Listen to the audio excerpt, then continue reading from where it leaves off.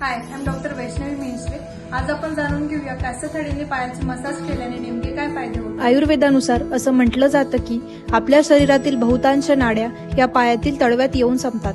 त्यामुळे त्यांना कास्याच्या थाळीने चालना दिल्यास आपल्याला असंख्य फायदे होतात. कास्याच्या थाळीवर तेलाने किंवा तुपाने 10 मिनिटं थेरपी घेतल्याने शरीरातील वात, कफ व पित्त या दोषांवर नियंत्रण मिळवण्यास मदत होते. तसेच आचार्य आर्यभट यांच्यानुसार आपल्या डोळ्यातील 4 नाड्या या तळपायात असतात.